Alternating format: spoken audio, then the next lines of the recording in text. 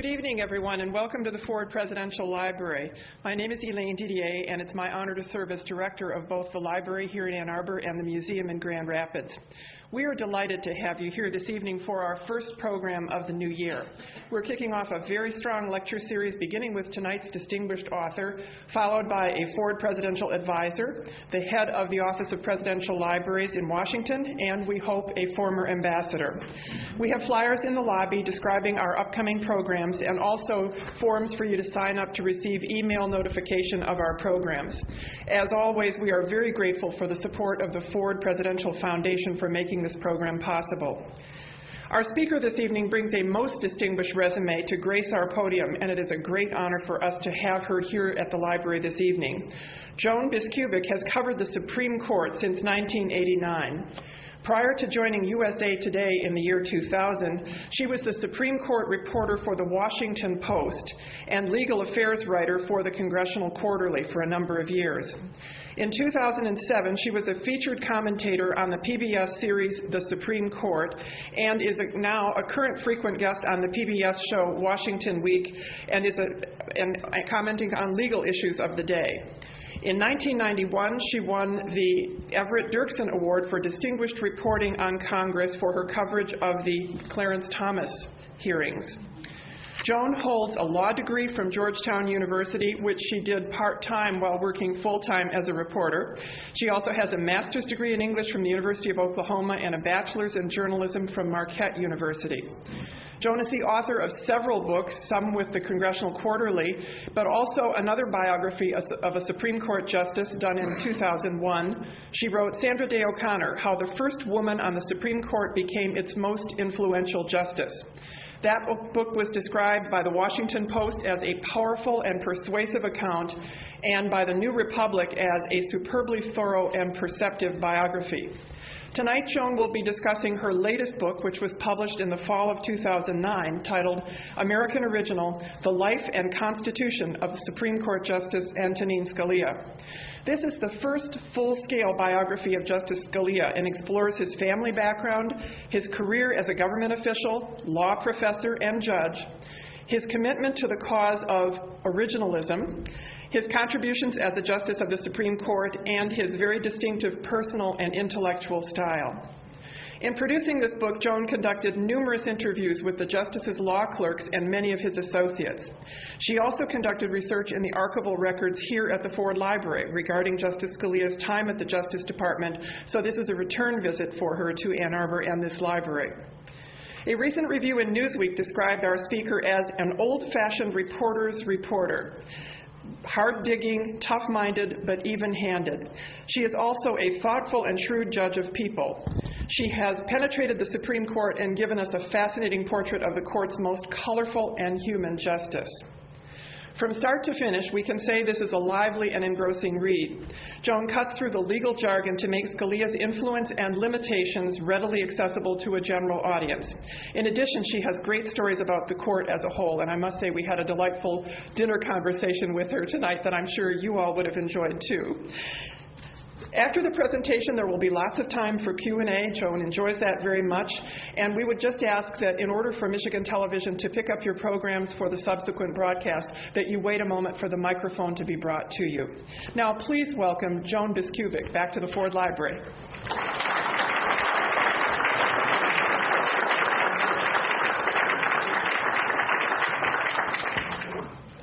Thank you, Elaine. I didn't know you were going to mention that quote from Evan Thomas of Newsweek. It was one of the early reviews that came in where he said, you know, she's an old-fashioned reporter's reporter. And I remember thinking, I like that, but will everybody think I look like David Broder? First, I want to thank several people who helped get me here tonight. First of all, Stacy Davis, who is an archivist, who helped me on one of my first visits. And then tonight, I had a lovely dinner with her and Dave and Elaine. And I also want to thank Kate Murray, who did a lot of the arrangements for tonight and made things go very smoothly.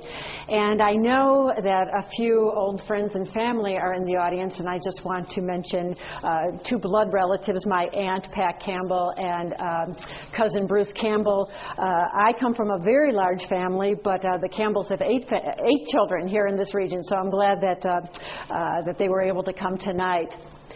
I thought what I'd do is talk a little bit about the recent turn of events at the court that make this evening rather timely, then a little bit more about the sweep of Justice Scalia in particular, and then go into Q&A, which, as Elaine said, I do enjoy. And I especially enjoy talking about the justices both in terms of their law, but also in terms of what they're like as people and how they interact with each other. It's a good timing to be here, really, given that we just got the ruling in Citizens United versus Federal Election Commission. In that 5-4 decision last Thursday, the court struck down limits on corporations to give to candidates in elections right before a primary or a general election. The majority decision was written by Anthony Kennedy, of course, yet Citizens United, which is going to lead to a real flood of much more money in elections, really represents the success of my subject, Antonin Scalia, and reveals the kinds of success he has had in recent years on the Roberts Court. In fact, Justice Stevens, as he read his poignant and sometimes halting dissent from the bench last week, referred to Justice Scalia and some of his prior statements that essentially sowed the seeds that were flowering in last week's decision in the Citizens United case. And then in his written opinion, Justice Stevens took specific aim at Scalia, who was the architect of the view that prevailed in that ruling. At one point, Justice Stevens wrote, "All of the majority's theoretical arguments turn on the proposition, a proposition with undeniable surface appeal that has little grounding in evidence or in experience, and that is that there is no such thing as too much speech."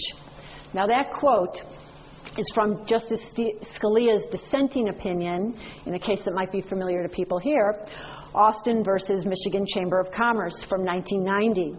In that case, Justice Scalia and Justice Kennedy were both in the dissent, upholding a restriction on corporate expenditures, as some of you might know. And what Justice Stevens said is in the real world, there really is something as too much speech, especially when corporations are involved. He went on to say, "In the real world, as we have seen, corporate domination of the airwaves prior to an election may decrease the average listener's exposure to relevant viewpoints, and it may diminish citizens' willingness and capacity to participate in the democratic process." And then he said, in a footnote that I just really enjoyed because it sort of puts you all there, he said, "As anyone presiding over a courtroom, a legislature, a classroom, polling place, or even family dinner would say, the hyperbole of there can never be too much speech is flat wrong." And I thought, Justice Scalia wouldn't agree with that, but Justice Scalia also probably dominated those family dinners with his 9 children. I was also reminded, as the court majority in Citizens United essentially gave short shrift to Congress in its views, of something Justice Scalia had said during the oral arguments last September in this case. And it reflected his overall view of the legislative branch. He was talking to U.S. Solicitor General Elena Kagan at the time, and he said, "Congress has a self-interest. We are suspicious of any congressional action in the First Amendment area precisely because we, or at least I, doubt that one can expect a body of incumbents to draw election restrictions that do not favor incumbents." Now, is that excessively cynical of me? Scalia asked. I don't think so. Well, maybe. And that leads me to the subject of the first part of my talk. Justice Scalia cut his teeth in Washington in the Nixon and Ford administrations. And in the post-Watergate era, he developed an antagonism toward Congress. He was constantly testifying on behalf of executive privilege and against disclosure of White House documents. He sparred repeatedly with Senator Edmund Muskie of Maine, U.S. Rep. Otis Pike of New York, many of you remember the Pike Committee, and U.S. Rep. Father Robert Drinan of Massachusetts. All were Democrats trying to pry information out of the executive branch.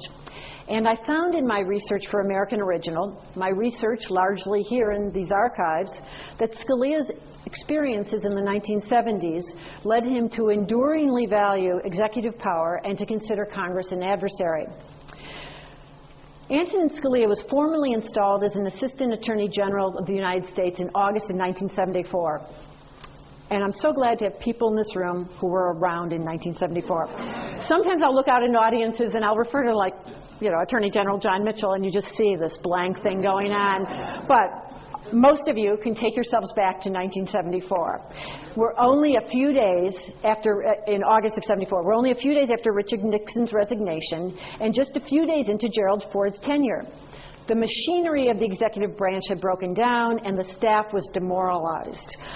Former Nixon aides were scrambling to locate Oval Office tape recordings and documents that had been demanded by the Watergate investigators. The staff of new President Ford issued orders to stop any kind of burning, shredding, destroying of documents to make sure potential evidence could be around and was not destroyed. And although he had resigned, President Nixon still faced possible criminal charges related to the White House's involvement in the June 17, 1972 break-in at the Watergate, the Democratic headquarters at the Watergate. The turmoil of the executive branch, where Scalia first had found a home as general counsel to the then new Office of Telecommunications, was in total disarray, and it was nearly over. And everybody was trying to get out. And I found a wonderful quotation from then Deputy Attorney General Lawrence Silberman.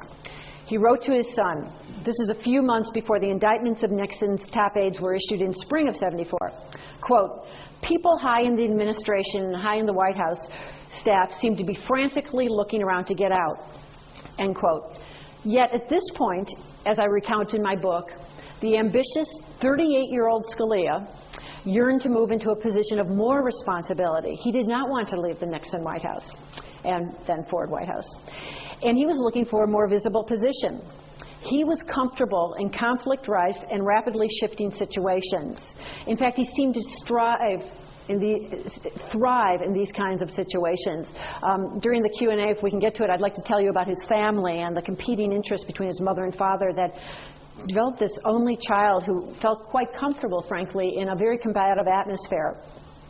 So here he is. Everything's crumbling in the Nixon administration. Ford is just trying to pick up the pieces, bring in some new staff. Lots of people are bailing out, believing that they would be tainted, and he's trying to move up. And I look at his background to this point. During the previous 7 years, he had done the following. He had quit a prestigious law firm job just as he was about to be considered partner. Just at the 7th year, he decided, well, I've had enough. I won't. And by then, he has about 7 children, and he decides not to stick around for the partnership. He then shifts to a stint as a law professor at the University of Virginia. But then he's enticed into public policy and wants to be part of Nixon's newly created Communications Policy Office. He stays there for about a year and a half, transfers to a position of chairman of the Administrative Conference of the United States, kind of a small interdepartmental agency that tries to streamline the bureaucracy. Then he begins looking for another job in the Nixon administration, but by spring of '74, again, just as Watergate is coming to a head, he's given up, and he's thinking he's got to move back to University of Virginia with their then 7 children. And he has his wife packing up everything in Washington, and they're about to move back. But then, just as the Nixon administration was collapsing, it appeared that the Assistant Attorney General job was going to come through. He calls his wife and says, don't unpack the boxes. Come all the way back. So for Scalia, here he is, again, remembering this time in America, the first time in our history that a president's been impeached and forced out of office, and he gets this job that is going to fundamentally shape his regard for the executive branch and really be the launch pad for what he's going to do both in the executive branch and eventually in the judicial branch. And this also brought him into the orbit of men who would be at the center of Republican politics for decades. There was Richard Cheney, of course, and Donald Rumsfeld, Nixon aides who went on to become top assistants to Ford.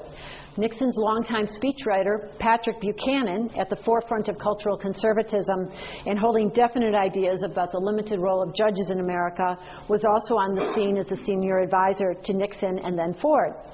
It was here, as papers in this archive show, that Scalia would solidify his view that the executive branch had broad powers in important areas, essentially by a default of sorts when the Constitution didn't say otherwise. And so here he is, and within days, literally days, less than a week, his first assignment as head of the Office of Legal Counsel, an Assistant Attorney General for the head of Office of Legal Counsel, is to write an opinion determining whether Nixon owned the tapes and documents being sought by Special Prosecutor Leon Jaworski.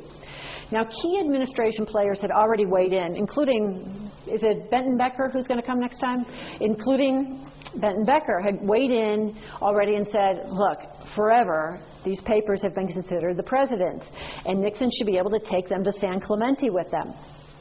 But Ford decided that a formal legal opinion from his staff of the Attorney General on who owned the documents was necessary. And it fell to Scalia's office of the head of the Office of Legal Counsel. Now, as some of you might know, that's kind of an obscure area of the Justice Department, but it's a very brainy, important area. It's been in the news in the last couple of years because that was the office that produced the so-called torture memos. But it's essentially the office that says to the president, this is what the Constitution says about your powers. And it's a very academic post, and Scalia really thrived in it. But here he is, this young man, only 38 years old, being given the task of, does Nixon own these papers and tapes, and can he take them to San Clemente? And trucks were constantly being loaded with these things because the president wanted them. And I talked to a man by the name of James Wilderotter, who worked with Scalia in Justice, and he said, it was sort of like, welcome to the job, Nino. Who owns the tapes and papers? It was clearly an issue that had to be resolved, but what a thing for this young man. Yet Mr. Wilderotter said to me that if anyone had the temperament to handle such a big, tumultuous issue at this time, it was Scalia. And this is how he describes Scalia. Intellectually gifted, loving argument for argument's sake, and when challenged, feisty to the point of flicking his fingers under his chin with the familiar Sicilian retort.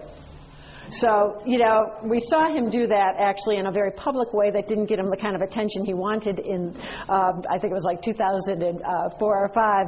But according to Wilderotter, he was doing that from the start, and as he called it, the mark of supreme disdain. So the 14-page opinion that then Assistant Attorney General Scalia shepherds through the office essentially says that the White House documents do belong to Nixon as his personal property. Quote, to conclude that such materials are not the property of former President Nixon would be to reverse what apparently has been the understanding of all three branches of government since the beginning of the Republic, and to call into question the practices of our presidents since the earliest times. Scalia's memo went out under the signature of Attorney General Saxby, but this was essentially what he wrote. Now, the opinion at the time reflected the institutional mindset of the executive branch, but what it didn't acknowledge was these major constitutional issues and the crisis of the moment, at the heart of which were the records and tapes that were the evidence of the cover-up. And as we know, Congress, in pretty short order, reversed the Scalia opinion on Nixon's ownership of the tapes with barely a second thought, and passed the 1974 Presidential Recordings and Materials Preservation Act, ensuring that Nixon's papers and the tapes were not turned over. And as I mentioned to Stacey Davis, just in the last 48 hours, more Nixon tapes and memos have been released. For those of you who like field trips to presidential archives, if you go to Maryland, you can just bring your little dime store tapes in there and actually copy the Nixon Watergate tapes and then listen to them on the whole ride back to Michigan.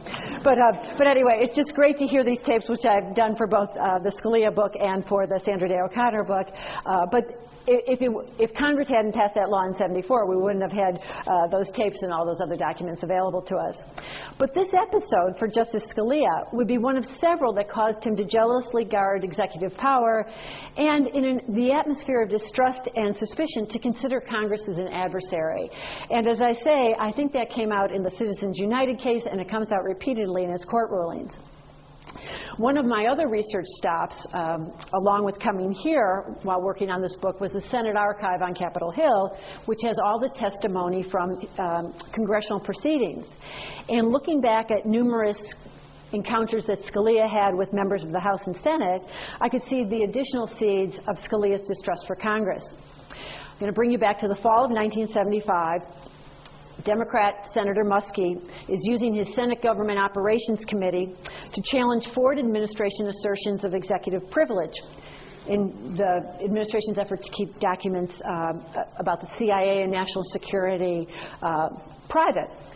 But, you know, the post-Watergate mindset of people like Muskie, and in fact almost the entire Congress, was we need more transparency, we need to have these things come out sooner rather than later. Meanwhile, the new president and his men really were convinced at that time, you know, Vietnam is still going on. We're still in a Cold War era where there was a lot of national security issues. Those folks wanted these things kept private. So there was a constant tugging over what kinds of documents could be released and what couldn't.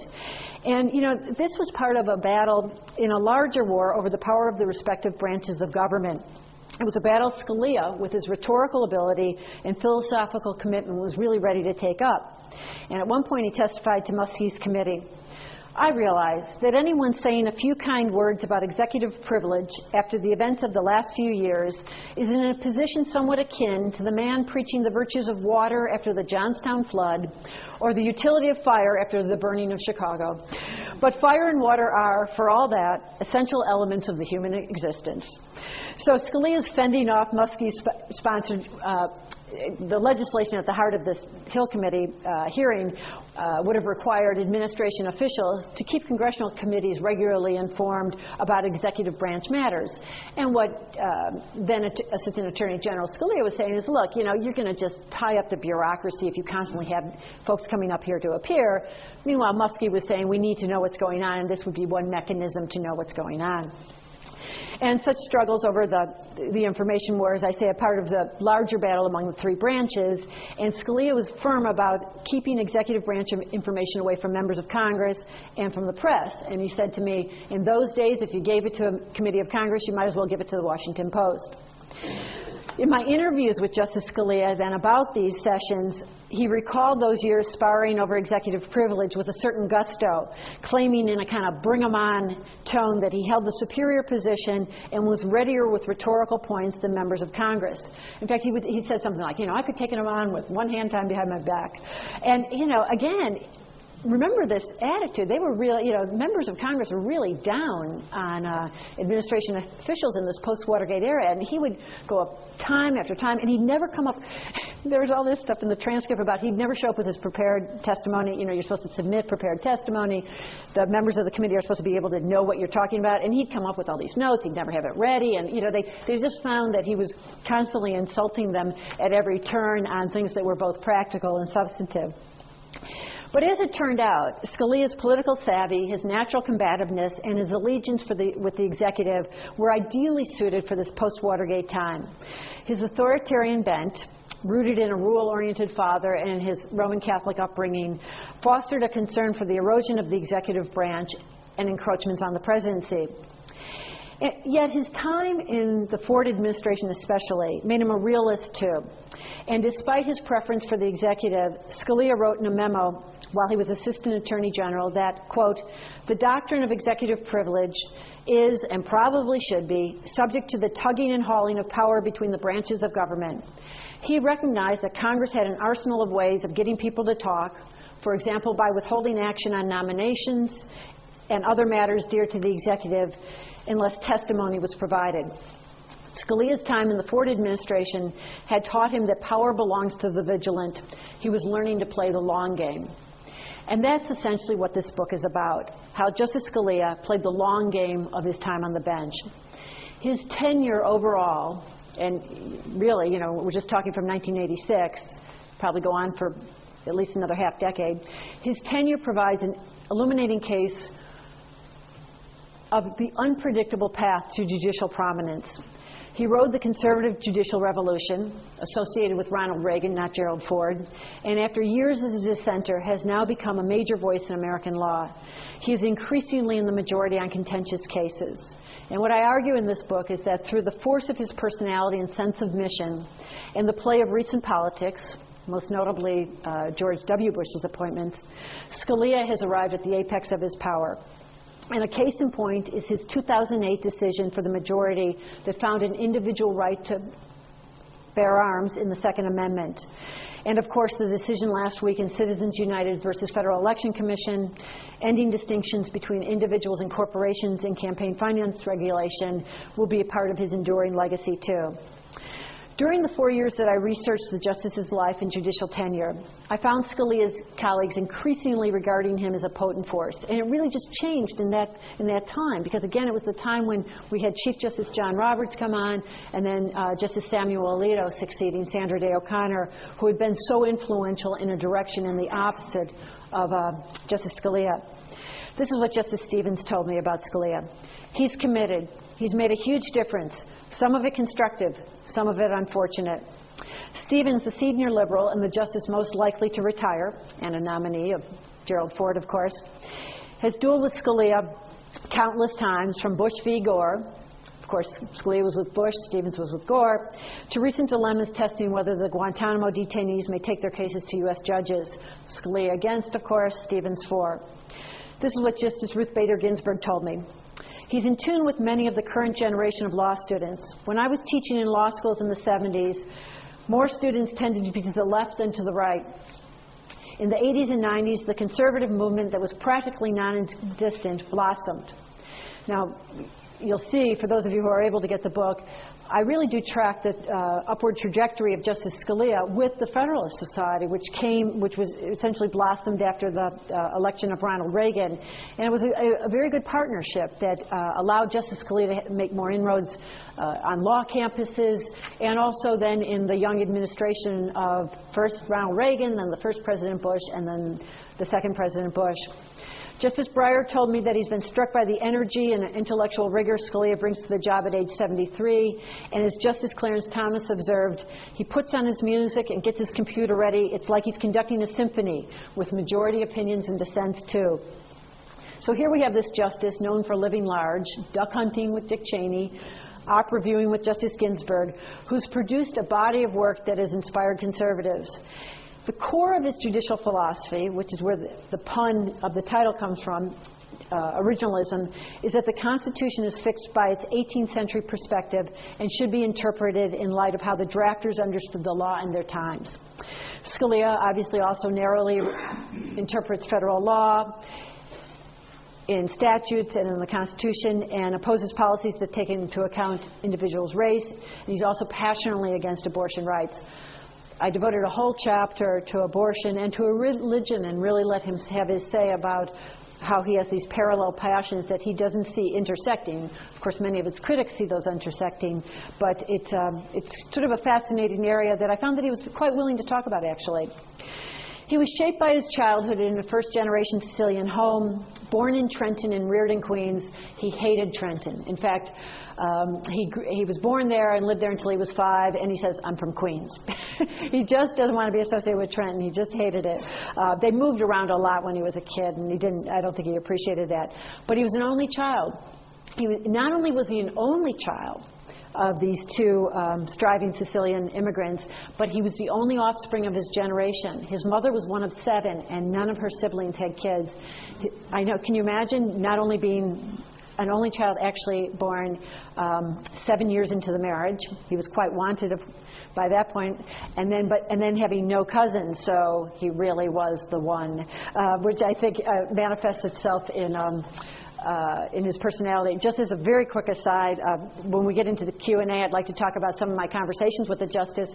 But at one point, when I was trying to get him to warm up a little bit, I was telling him about some of my research, sort of trading information with him. And I said, "Do you know, Justice Scalia, when the very first time your father was ever mentioned in the New York Times?"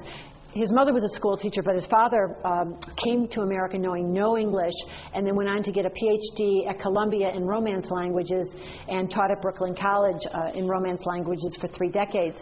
And one year, when he was a young man still at Columbia, he won a fellowship to go study in Florence. And I said, there it was, 1934, announcing that he won his fellowship and that he was going to take in 35. And he said, "Well, big deal. Did you know that I was conceived on that fellowship?" And I said, no amount of archival research would have gotten me that little factoid. So anyway, so here he is, but you know, some of you might have known, remember the old adage, you know, they're having trouble having kids, so they take this trip to Europe? Apparently, so did the Scalias. But so here he is. The parents had been married for 7 years, and there are no other children coming from these large Scalia and Pinero clans. And and here he is. So he was quite the education project of his parents and his aunts and uncles, and he heeded their demands to excel academically. He was valedictorian in high school, first in his class at Georgetown University, and then a graduate of Harvard Law School. He taught before and after his time in the Nixon and Ford administrations, serving the longest at the University of Chicago. He had his setbacks, which when I first knew the justice, because of his tone and opinions and how he acted toward people, I thought, he's never had things go wrong. But he actually did have a few things go wrong that were determinative. And one was that he desperately wanted to be named Solicitor General when Ronald Reagan first came into office. And as many of you know, the Solicitor General is the federal government's top lawyer at the Supreme Court. It's a great job until Elena Kagan chose, as the first woman Solicitor General, not to wear the morning suit and tails.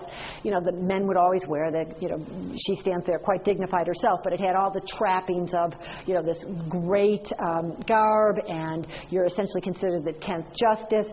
And he really wanted that job and thought he was going to get it. And he told me, I was bitterly disappointed. I never forget it.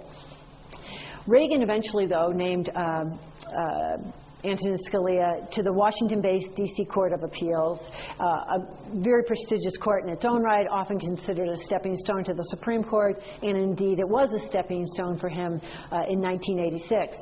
That was, by the way, where he and Justice Ruth Bader Ginsburg first became very close friends on the D.C. circuit, where she had been a Carter appointee. When he was appointed to the Supreme Court in 86, some legal analysts predicted that this guy, who was such a charming presence on the Washington social circuit and played poker with power brokers across the political spectrum, would be like the legendary William Brennan and be good at crafting coalitions for the majority. But Brennan, who served from 56 to 90, often acquiesced to his colleagues on some of the reasoning in a case to keep a vote. In fact, Chief Justice William Rehnquist always said he would settle for half a loaf to get any part of a loaf rather than the full. And that was not Scalia. Scalia showed no interest in compromises, and for the 80s and 90s, his voice was largely heard in dissenting opinions that became battle cries for the right wing. More than any other justice of his time, Scalia also would take his show on the road. Some of you may have heard him speak either in Ann Arbor or at Cooley Law School. He's been around a lot. And he is someone who is happy to express moral outrage, both in opinions and on the stump, with attention-getting language and fervor. The appointments of Justice Thomas in 91, and then eventually Chief Justice Roberts in 2005 and Justice Alito in 06, certainly gave Scalia more force and really has helped him win more. Interestingly, when I started this project in 06, I thought I would be focusing on him exclusively as a dissenter and how he got his message out beyond the marble walls. But things have changed, and he's become much more of a player in the majority. Now, this Roberts Court is not likely to go as far as Justice Scalia wants on some social issues. For example, I don't think we'll ever see a forbidding of all race-based policies or overturning of the right to abortion. But his views are prevailing on campaign finance, certainly, on the Second Amendment. And we have another Second Amendment case coming up later this spring that I think he'll be quite powerful on, and increasingly on many hot-button issues. Current Solicitor General Elena Kagan, who is Harvard Law Dean until President Obama appointed her last year, called Scalia in 2007, quote, the justice who has had the most important impact over the years on how we think and talk about the law. And essentially where I conclude is that even as Democrats control the White House and Congress, the Supreme Court remains a bastion of conservatism.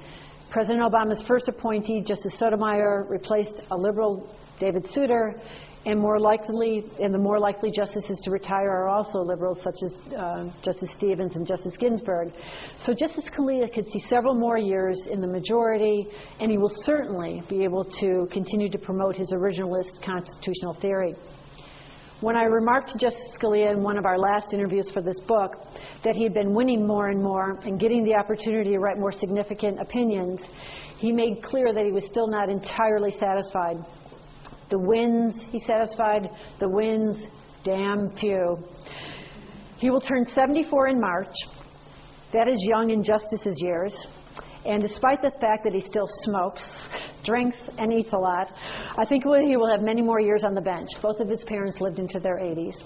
His imprint on the law is becoming deeper with each year, as Citizens United demonstrated just last week.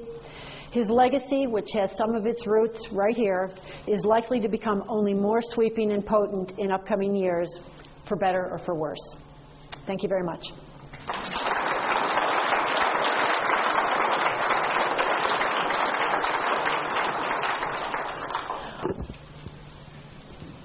How often were you able to meet with him and talk to him, and was he open with you? I mean, he congenial? Yes, that's a good question. In the beginning, I ended up with about a dozen interviews. I'll just say I did get a lot of access.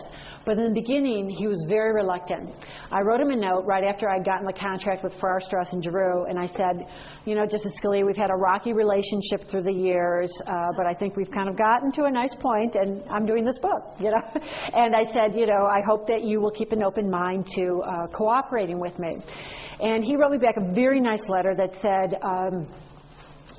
I will help you by encouraging family and friends and colleagues and everyone else to talk to you, but I will not talk to you because I don't want it to look authorized. And I said, nobody's going to think this is authorized, but just keep an open mind. So, but you know, I am a researcher, and as Stacey Davis and and Dave, people here know, right as I was writing that letter, I was already here at these archives. So I was constantly doing lots of research going along, you know, looking at the New York Times, you know, looking for information on his father and mother. So I just kept writing to him saying, well, look what I found, and let's talk at some point. And he kept resisting. And then I ran into him at a social occasion that made all the difference. It was at a wedding of a mutual friend. And, you know, when you're at a wedding, you know, you don't have your tape recorder, you have nothing. You're just there with everyone else, and I was with my husband, and I thought, oh, I'll go up to him, and he's drinking, we're all drinking, and that's when I told him the thing about finding the information about his father, and that's when he told me how he was conceived, and, you know, so as we're talking, so it was as if he wanted to sort of top my stories, which I was happy to have my stories topped, because it's his life. I wanted to know more from him. So I then, after this nice encounter, which has another funny part to it. His wife came over at one point, his wife Maureen, who is a wonderful woman who we met. She was at Radcliffe undergrad when he was at Harvard Law School. And, you know, she went on to raise these 9 kids, and I thought she's probably a tough cookie. And she comes up while I'm talking to her husband, and I'm thinking, oh, great, she's going to shut this down. But she doesn't. She begins to talk much more. And as she came up, she said, Ruth Bader Ginsburg happened to be at this wedding, too. And she said, I was just talking to Ruth, and Ruth said to me, do you see who Nino's talking to? Nino's talking to Joan B. So, you know, they can't say Biskupic for some reason. But anyway, so she comes running over kind of interested in this. But instead of getting her husband to not talk about himself, which, you know, she probably knows she can't stop him from talking about himself, she starts adding things, and it was wonderful, frankly. And that, I think that was a real turning point for me, for him to see me as someone who truly was just interested in getting as much accurate information. That's the problem when somebody doesn't cooperate, is that, you know, you're stuck with just all these other sources. You can't double check things with them. So what happened after this social encounter was he started calling me on the phone saying, you know, tell me again when my father came here, or tell me again, you know, because he knew I was tracking his father through immigration records. And then I kept writing to him saying, you know, let me come see you, and he did. And then we got to a point where, and I tape record, because you need to tape record for accuracy. It's the only way. It's the only way, especially over a long project. And, you know, you'd be surprised at how much you think you're hearing and you really aren't, and it's so helpful to tape. But at one point he said, oh, I've just decided these are all up the record. And I said, you cannot do that to me now. You know, so, and he got that. You know, I said, look, I'm going to tell you what's in here. I'm going to let you respond to critics, but no, you know, we've gone so far, and I can't just run everything by you that I've gotten on tape. And so he was okay with that. I was comparing him to my earlier subject, Sandra Day O'Connor, who was not quite as successful. You know, everybody thinks of her as being so much more open and maybe more approachable than Justice Scalia. But the truth was that she was actually a much tougher customer for a biographer than Justice Scalia turned out to be. Thanks. What do you think is the impact of having so many Supreme Court decisions made, you know, 5-4 decisions versus some, and what seemed to be often along political lines? Well, first of all, just in terms of the law, you know, just on the books, it doesn't matter how many votes it gets. You know, so it's Citizens United despite being 5-4, it's the law of the land. But it does, I think it does signal, a certain amount of tension out in the country, that, the idea that just one vote could make a difference. And we saw that so much after January 2006, when Justice O'Connor left. There were so many 5-4 rulings that she had been part of as the fifth vote toward the end of her tenure with the more liberal justices, that then when Samuel Alito came on and succeeded her, went in the opposite direction. And it does give it suggests a certain fragility in the law, irrespective of your ideology. It could, obviously flip the opposite way. For example, I don't think Citizens United is going to be reversed, but say suddenly 2 conservatives became ill and left the court, and President Obama replace them with liberals, and we had a similar corporate expenditure case come up. Would that suggest to the justices that they could reverse it? And that's, I think what it does sometimes say to the public is, this is fragile, it might not stick, but the truth is it is the law of the land.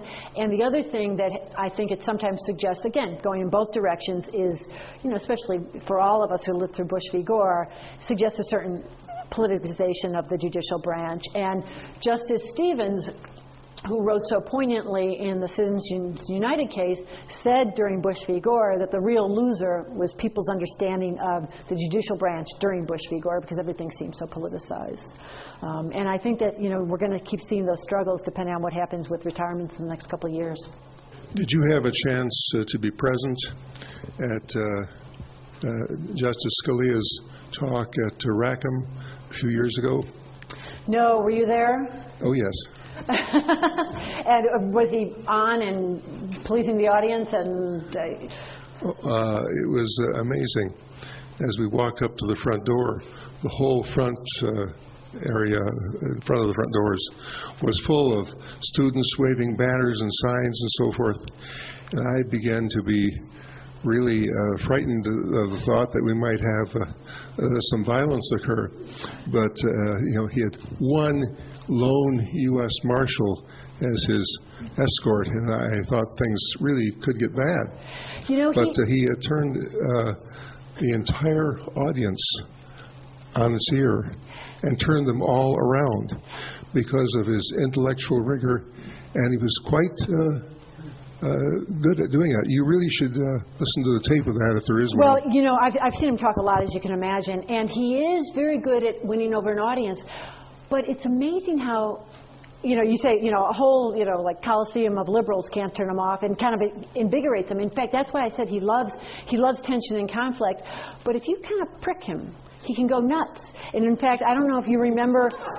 No, this is something that I've asked him about this. Okay, so he's at a similar event. He's always been on the road, but now that he has this book out on persuasive arguments before the court, he's on the road much more. And so in February of 2009, he goes down to Florida. 700 people have come to see him, just like, another one of these. He draws hundreds of people, standing room only. And some student in this co-ed, she was the undergraduate, not a law student, stands up and says to him at this, what was a very nice event, "You're against cameras in the courtroom, but you're always out talking about your book." Now, she doesn't say it as bad as that, but it has a bit of a nasty tone in it, and he gets mad. I mean, she was sort of putting her on the spot about hypocrisy. And he says, "That's a nasty question. I'm not going to answer that question." And it immediately turns the audience sort of against him, because she's just raising what, frankly, is a nice, challenging question from a college student. And I happened to see him within about a week of that incident. And that had gotten a lot of press, kind of mean old bullying, Justice Scalia can't take it kind of theme in some of these stories. So I said, "What were you thinking? You have this whole room of people. They've just had this wonderful lunch. They're there to celebrate you. They'll all buy your book. And what were you thinking about, getting down on this student who was just sort of, being a student, and actually being a brave student to ask a question?" And he said, "They're there to see me. I don't need to answer these questions." And so it's interesting. He can answer the most challenging question, but then he'll get turned off at little ones. But I think he doesn't have an ear for how he might sound, although he has a fabulous ear for language, and of course he's one of the court's greatest stylists. Just a wonderful way with rhetoric and a good sense of timing. But he often is not as audience aware when when the going gets slightly tough. When the going gets really tough, he likes it.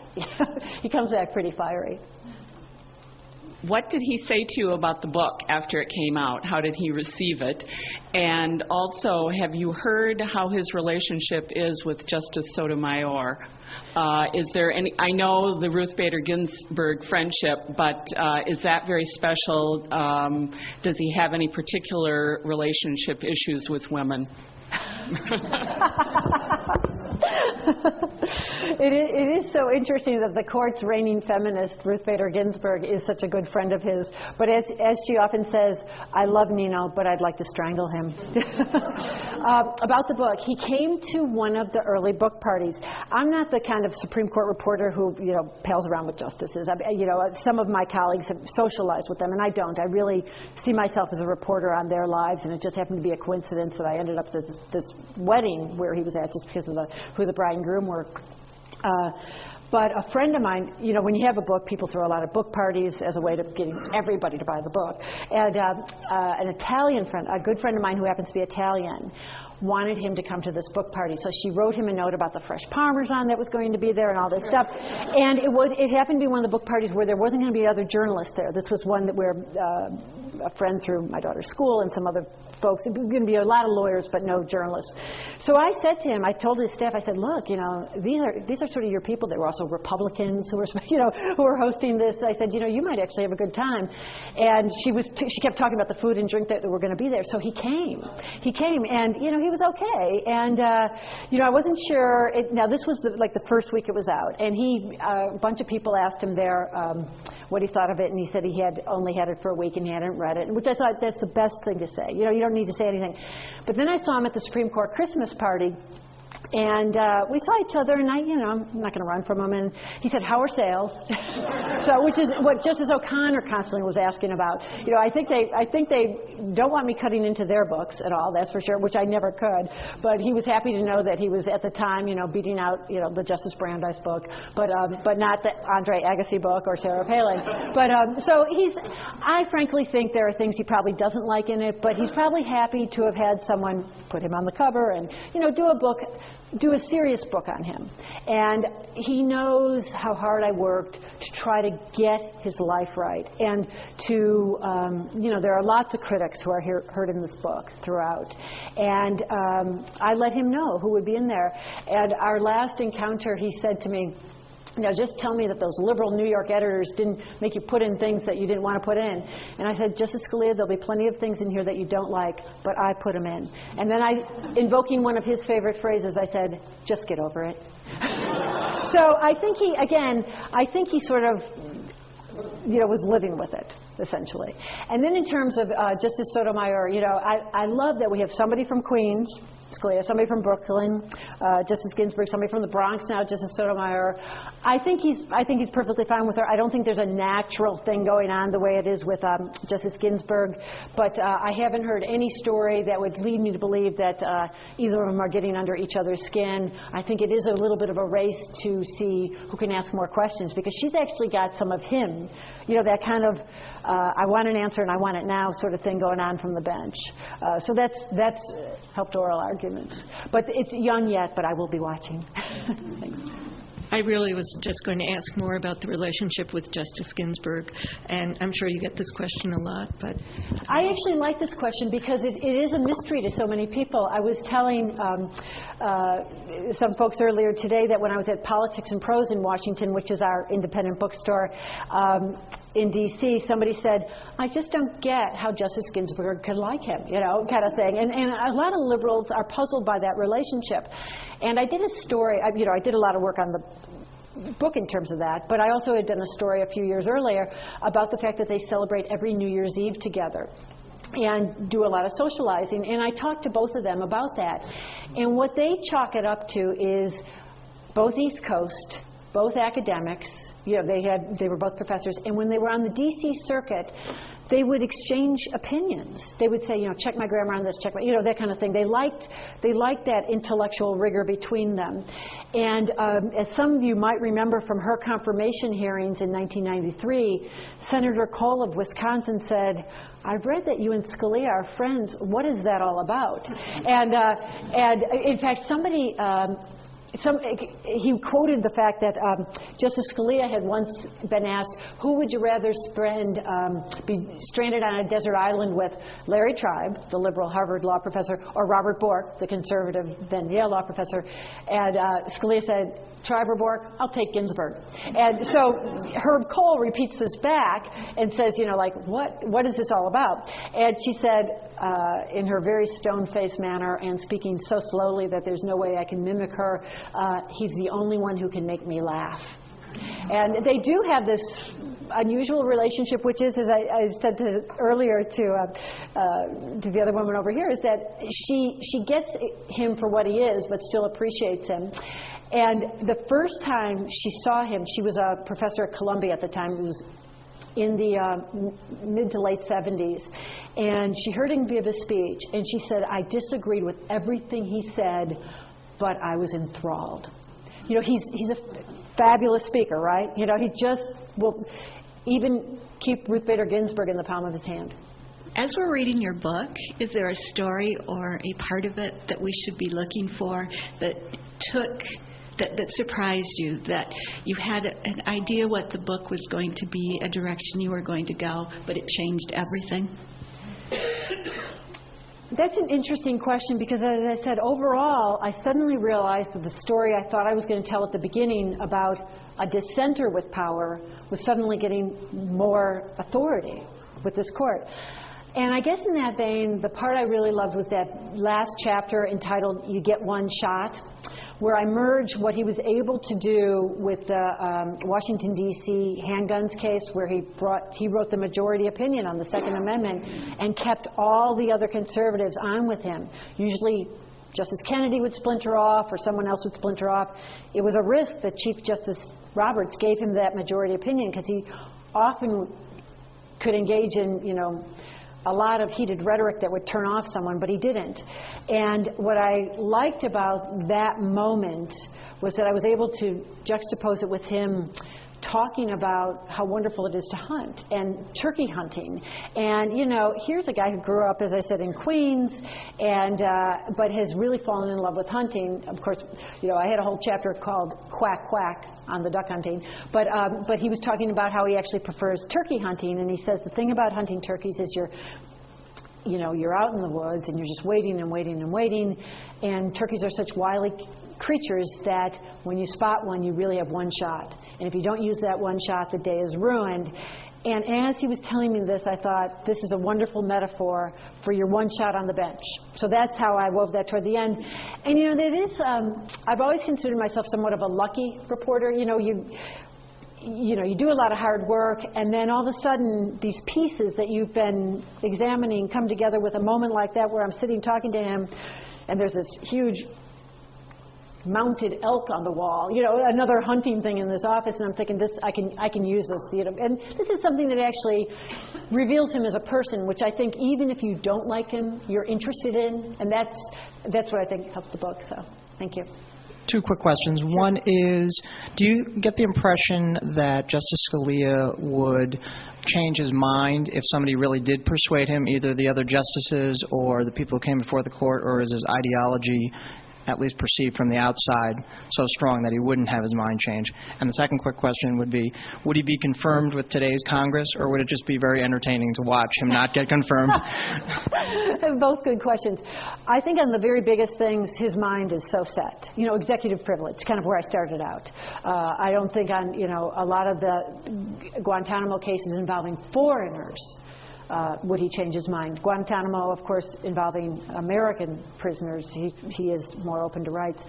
So on the big things, he doesn't change his mind, but he has told me about times when he was persuaded by other justices on things that aren't as momentous, that go to the core of your beliefs on originalism. In fact, I spent a lot of time talking to Justice Thomas about his relationship with him, and also with Justice Scalia about his relationship with Justice Thomas, and because they both end up a lot of times in the same place on the law, even though they are such different people. And Justice Scalia told me about a time when Justice Thomas persuaded him on something that he wasn't going to go that far. Justice Thomas is actually more conservative, of course, than Justice Scalia, and would want to reverse more precedents. So he has very firm views. Unlike O'Connor, I didn't have to ever worry about shifting and would he change by the time the book was over. I didn't look for that at all. Didn't need to worry about that. So, but it's an interesting question. And then to your second one, would he be confirmed? I can't. Well, first of all, with a Democratic Senate, even though they've now lost one of their votes, they still have 59. And now, before what he had going for him in '86 were a lot of very important things. First, Italian American. You'll see in that chapter on the confirmation process, every one of those senators invoked any Italian that I'd ever known in their whole life. If they had a cousin who was once Italian, they would bring it up. And so it was a big deal. In '86, first Italian American, it was a huge deal. And he was constantly getting asked to go to Columbus Day parades with people, that kind of thing. So, here he was, Teddy Kennedy in Massachusetts, pretty strong Italian constituency. He even voted for him. He also came right after William Rehnquist's nomination to be Chief Justice, and that's where the liberals really used their fire. They spent a lot of time trying to defeat Bill Rehnquist to be chief. And he had a paper trail, obviously not as extensive as now, but that paper trail, for all intents and purposes, was there if they wanted to pursue it, but there was really no incentive to pursue it. First of all, you have a Republican president, Republican Senate, first Italian American, and he was so charming. Howard Metzenbaum of Ohio, the Democrat, opens his questioning by saying, "It's a shame you beat me in tennis last week." So it was you had a lot of the good old boys club thing going on there. So I don't think he could. A couple people asked me when George W. Bush was considering who to name for the next Chief Justice, would it be Scalia? And I think Scalia might have wanted it, but I think intellectually he knew at age 69, as he was at the time, it wasn't going to happen. But those would have been great confirmation hearings. You had asked for a reminder about something about the relationship with his parents and how that shaped him? Yes. In fact, his father was quite intellectual and always had his nose in the book and couldn't abide any kind of silliness. A very stern taskmaster who didn't like jokes, really wanted him to buckle down the whole time. His mother's family, they were salesmen. They were a lot of fun. The father, the patriarch of that family, was the first on New Year's Eve to start banging pots and pans out the window of their Trenton row house and wishing everyone a Happy New Year in his broken Italian. He actually even ran off with another woman from New York. I mean, it was a very colorful Italian family. A lot of practical jokers, a lot of singing. In fact, they always had a piano in the home. Justice Scalia loves music and played piano when he was young. And so you had this kind of out there, fun-loving, life-embracing family on one side, his mother's side, and then his father's side, there was quite reticent, reserved, and there was, from what I learned from his Justice Scalia's wife, and then some of the children, and his surviving aunt, who was only 12 when the justice was born, is that there was some conflict in terms of the two families, and I think he just got used to it, because now, as you can tell from the way he acts from the bench and out in public, and in all these settings we've talked about, he's very comfortable in a situation that has tension and conflict, and he often inspires it. Did you interview any of his former law clerks, and if so, were they revealing? Yes and no. To an extent. All these justices have very loyal law clerks. And these young people come to them, right out of the best law schools and the best lower court clerkships. And they become quite quite believers in their bosses, and it's so understandable. And I would get some good things, but nothing that was a real turning point. There's a wonderful woman here at this campus, Joan Larson, who was one of his law clerks who I talked to. His law clerks are everywhere. You know, after almost 25 years on the bench, he has a lot of clerks out there who are quite his fans. And some of them, like Professor Larson here, quite helpful in terms of facts and information. In a way that I was so happy to be able to talk to her. Others are more, can be more advocates, saying, well, make sure you do this, and this is exactly what he stands for kind of thing, and he's our own.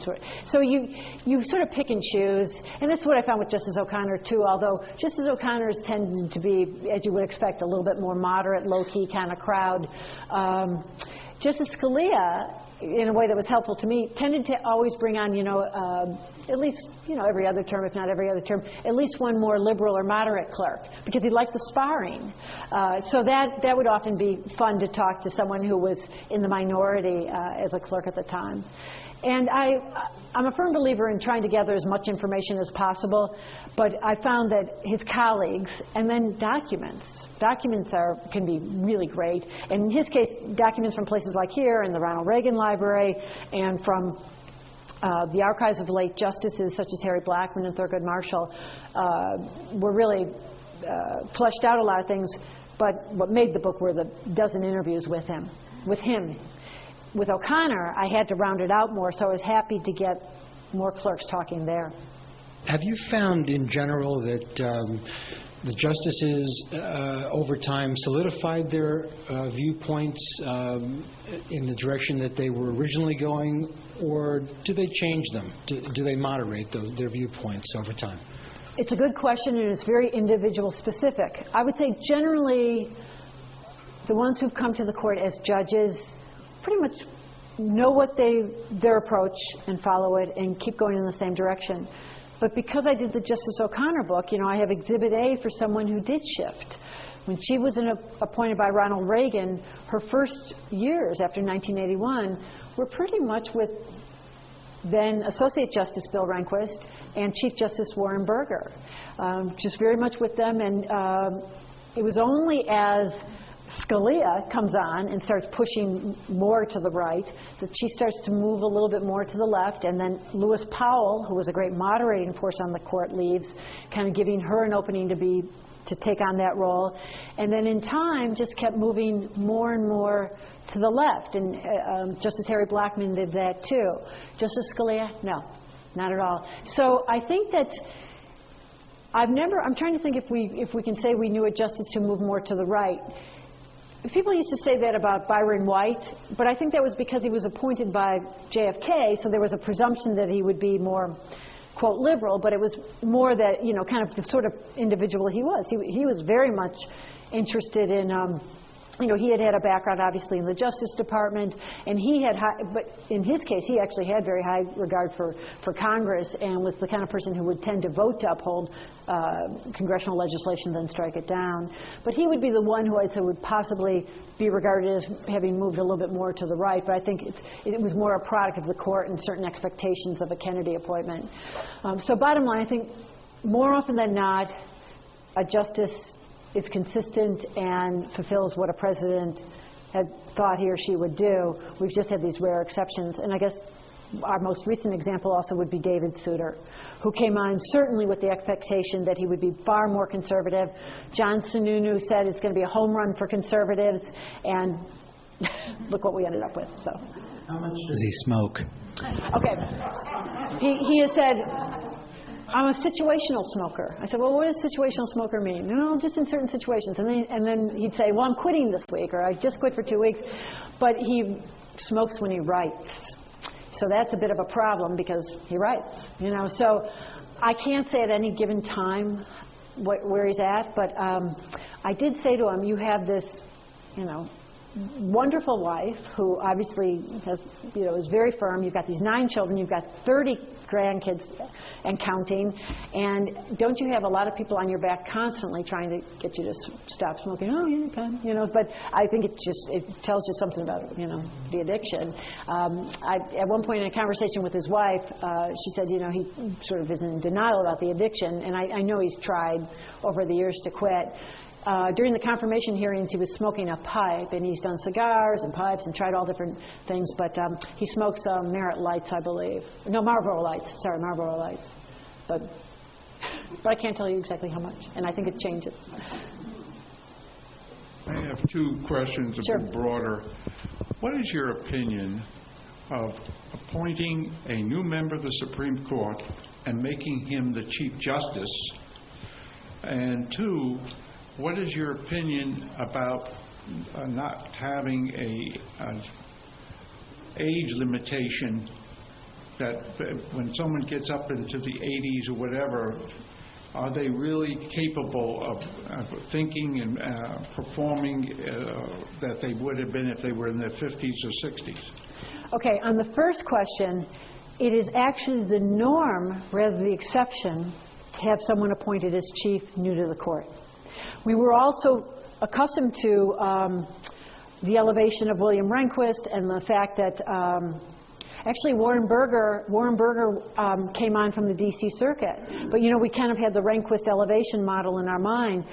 And Earl Warren came from the outside. And so I think we've had 16 or 17 chiefs, maybe 17, chief justices. And the majority actually came from another court or from another position, such as former Governor Earl Warren. So that, even though that seemed strange at the time, and a lot of people thought, well, there should have been, maybe an elevation of someone inside, I actually thought for what George W. Bush wanted to do, John Roberts was a perfectly fine pick. A lot of people have asked, is he respected by his colleagues, and was he respected right away? He had argued 39 times before the court, had been a deputy solicitor general. He actually had won their respect pretty early on. So in his case, even though he had I think he was 50 or 51 when he came on, making him much younger than the others and still the youngest on the court, it wasn't as jarring as you might have expected maybe with somebody else. And then your second question about age. I actually think Justice John Paul Stevens, who's 89 and will be 90 in April, is in terrific shape. Now, he stumbled, as you might have read a lot, when he read his dissent from the bench in the Citizens United case. But that was the only time when I've, in recent days, thought, he might have seemed tired or weary. I think he was more weary of where the majority was going. He is so bright and has it so together and works so well with his colleagues on both sides that I would never suggest that he's too old, whereas maybe somebody who was in their mere 60s might have been too old to stay. And Chief Justice Rehnquist, when he was sick, very, very sick with thyroid cancer, and could hardly do his work and could hardly, he really was having a hard time just even functioning. He probably should have left before he, frankly, just died in office, which is what happened. So it's hard. I am not in the crowd that thinks that there should be certain age limits, in part because I've seen how effective Justice Stevens is. And I go in to see him on a regular basis. The last time I saw him was in the fall, and he seemed, as sharp as ever. Again, there's been a little bit of talk since the Citizens United case, but I don't have the same kind of concerns that some people have. They all say that they have a friend or a spouse who they say, now tell me when I get too weak, tell me when it seems like I can't do the job. And William Rehnquist actually told me that he used to say that to people, but he clearly just didn't want to give it up. So I think your concern is one that's real. It's just that from where I sit, I just haven't seen it often enough to think that there should be some mandatory retirement. Did you want to follow up? Yes. Wait for the mic. Thanks. Thank you.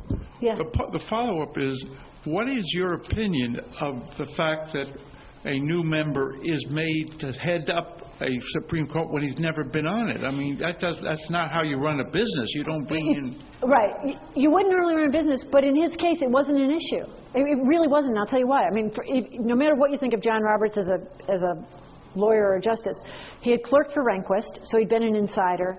As a Solicitor General, you're automatically kind of part of this little club. He actually did not have a hard transition time. David Souter talked about how it took him 5 years to figure out what it was like to be a justice and to feel comfortable in that job, even though he had just come from, frankly, a short stint on the U.S. Court of Appeals for the First Circuit. So it depends on the individual and his background.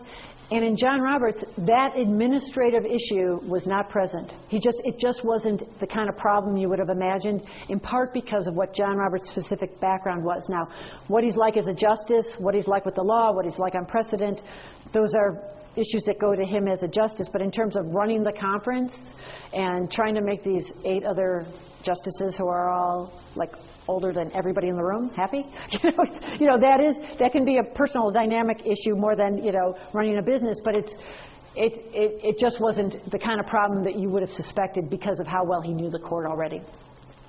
I just wondered if you heard Sandra Day O'Connor talk about the Citizens United verdict. She's very unhappy. Oh, well, I heard. Now, did you? Okay, here's what I heard. I wanted to go, but I was coming here, and I knew she was going to be at Georgetown, so I was monitoring what she said to the Georgetown group, and then she was going to talk to Wolf Blitzer, right? I just heard a little bit on it. Okay.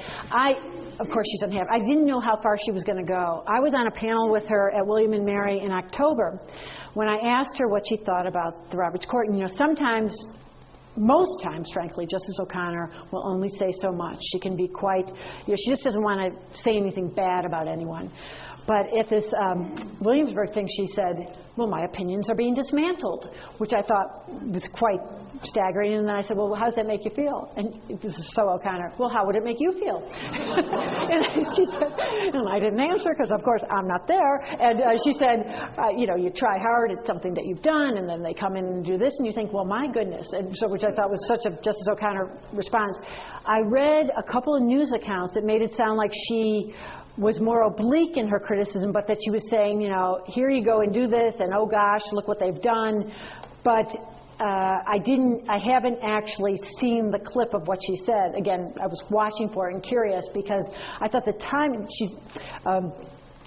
what the woman is referring to is that Justice O'Connor has long been interested in judicial independence, and she had long scheduled this event at Georgetown that's sponsored by both Georgetown and the Aspen Institute for today. And the timing is wonderful in terms of news value because of coming out just less than a week after Citizens United. But my main concern was that she actually not make big news because I was here. So I hope it wasn't too radical, but we'll follow up. So thank you. Thank you, everyone, for coming. Sorry, I didn't mean to preempt you.